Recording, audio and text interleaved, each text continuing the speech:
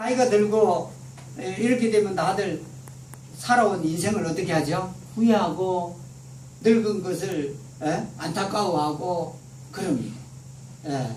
그런데 그 부활이 있기 때문에 우리에게는 소망이 있는 겁니다. 생활이 기쁠 수 있죠. 그 다음은 연약한 생활을 하였지만 능력 가운데 일으켜진다.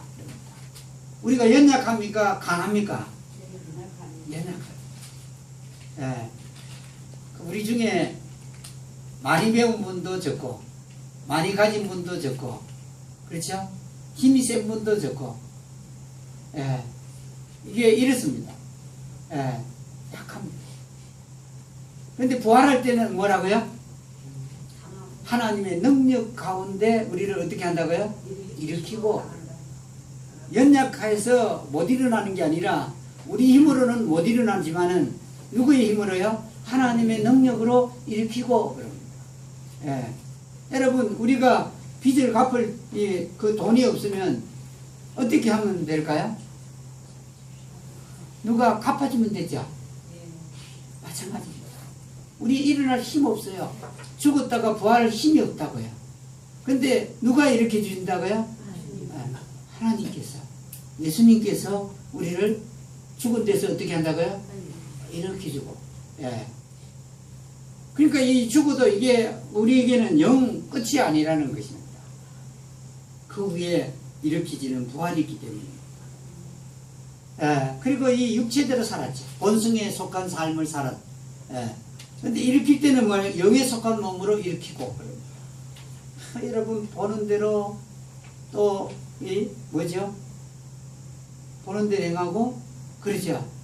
눈에 보기 좋은 대로 또 입맛에 따라서 내가 살아온 삶을 따라서 우리는 그냥 육체대로 살합니다. 육체대로.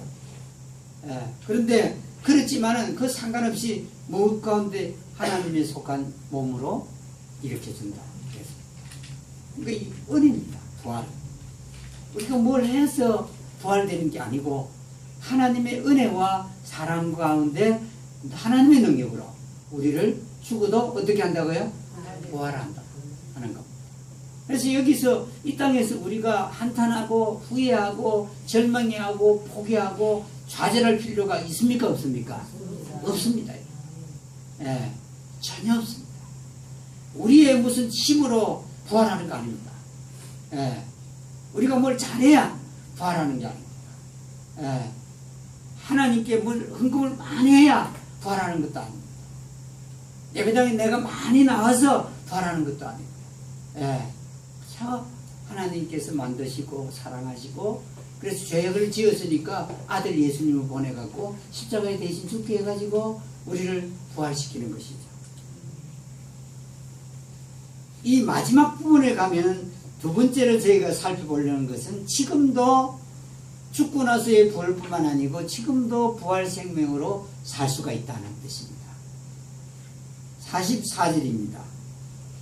본성에 속한 몸이 있고 영에 속한 몸이 있느니라. 본성에 속한 몸이 있고 영에 속한 몸이 있다. 이 말씀을 여러분 살펴보면은 지금 우리가 부활 생명으로 살 수 있다 라는 뜻입니다. 부활의 생명. 여기 달걀이 있지요. 이게 부활을 나타낸답니다. 달걀이에요. 지금 모습은 현재의 모습은 뭐죠? 달걀입니다. 달걀 속에서 병아리가 나올 이 생각을 할 수가 있나요? 없습니다. 이 속에서 무슨 병아리가 나오겠습니까? 오늘날 사람들이 하는 말을 빌리면은 이 속에는 절대로 병아리가 안 나온다는 말이죠. 죽은 자가 어떻게 부활할 수 있어? 그럽니다. 저 걸어다니는 분들 뭐라고 하죠? 부활 없어? 그럽니다. 부활이 어디 있어? 죽으면 그만이지? 그럽니다. 근데 이 달걀을 두고 병아리가 나올 우리가 그걸 갖다가 듣고 보고 했으니까 이 속에서 병아리가 나온다 이렇게 아는 거지. 만일에 우리가 아무것도 모르는 아프리카의 미개지에 사는 사람이었다면 이 달걀에서 병아리가 나오는 걸 알까요? 모릅니다. 실제로 아프리카에 있는 사람들이 선교사들이 가니까 그 다이아몬드를 갖고 뭐 하고 놀았다고요? 공개하고 놀았답니다. 다이아몬드 갖고요. 보석인 줄 몰랐대요. 예. 근데 유럽 사람들이 가서 보니까 다이아몬드 갖고 공개하고 노니까 이게 다이아몬드라는 걸 가르쳐 주게 되는 거죠. 예. 그때야 비로소 합니다. 이 속에서 닭이, 병아리가 나올 것은 우리가 눈으로 봐도 이론상 이해할 수가 없는 겁니다. 이렇게. 예. 그렇죠. 부활이 마치 그와 같습니다. 죽었다가 부활 없다 그럽니다. 사람들은. 근데 바로 그러면 이 달걀에서 병아리는 왜 나오느냐 이 말입니다. 예. 왜 나오죠? 이론으로 설명할 수 있나요? 달걀에서 병아리가 나오는 거 이론적으로 설명할 수 있나요? 모양이 다르잖아요. 달걀은 또 길쭉하잖아요. 그렇죠?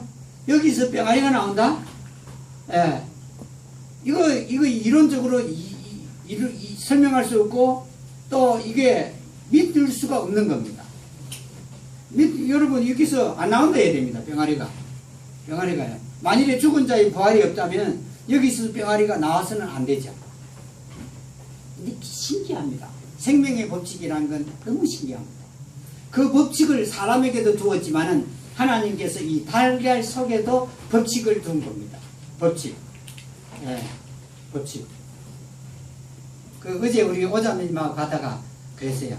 오자매님, 제가 그랬어요. 길을 가면서 직진을 했거든요. 하면서 우리 김동아 집사님은 절대로 직진하지 말라 그러고 우리 현우는 직진을 해도 된다 그러고 둘이가 싸우고 이기는 분은 김동아 집사님이다 그랬습니다. 절대로 직진 못합니다. 근데 그건 다른 차에 방해를 주는 것이 아니에요. 그래서 우리 오자매는 그래. 규칙은 조금 어기도 되죠.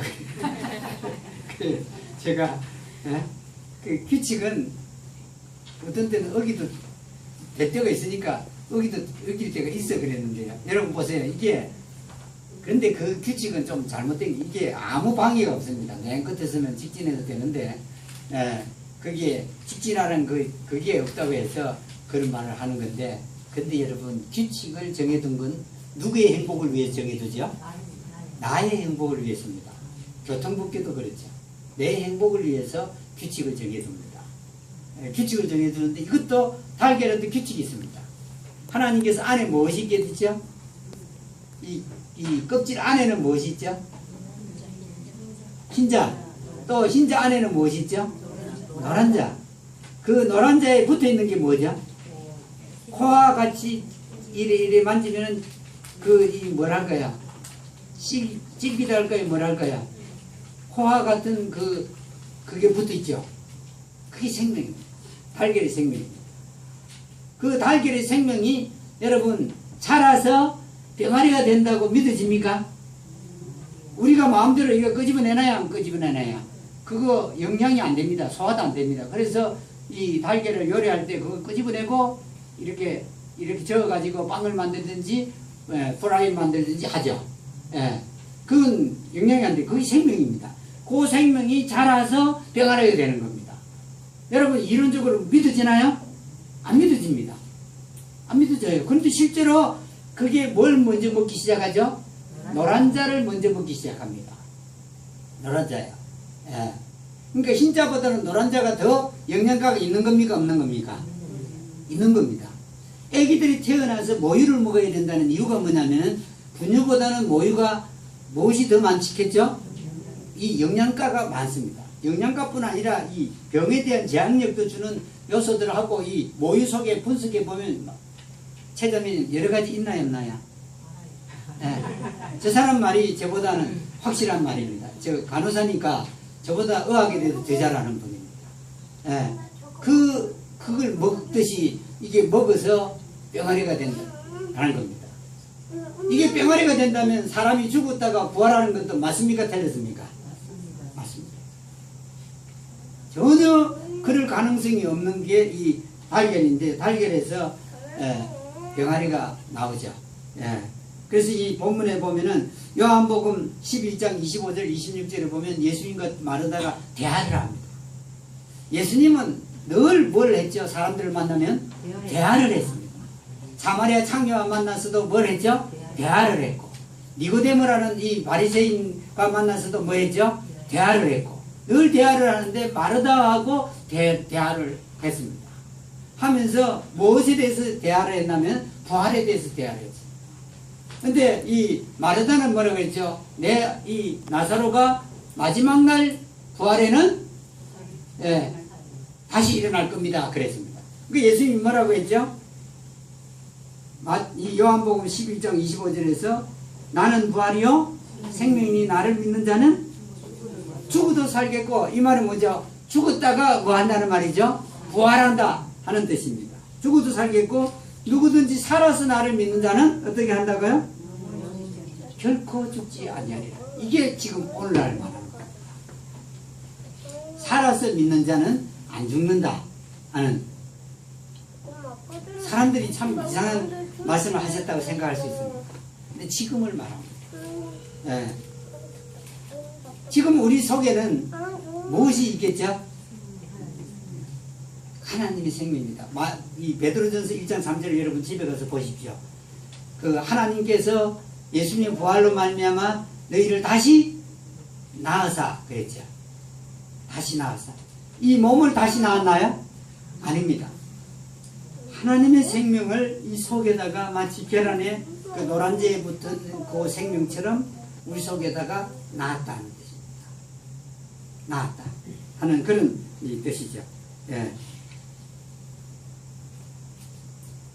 풍성하신 긍휼을 따라서 우리가 잘하지 않아도 하나님의 풍성하신 긍휼을 따라서 이 속에다가 하나님의 생명을 낳았다 하는 겁니다.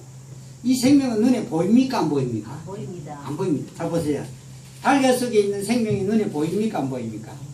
안 보입니다. 이 껍질이 막고 딱 있어서 안 보입니다. 우리 속에 있는 하나님의 생명도 눈에 보이는 겁니까? 안 보이는 겁니까? 본래 이 아기들을 뵀을 때 엄마가 그 자궁 속에 들어간 씨는 채자매는 크기가 얼마나 되죠?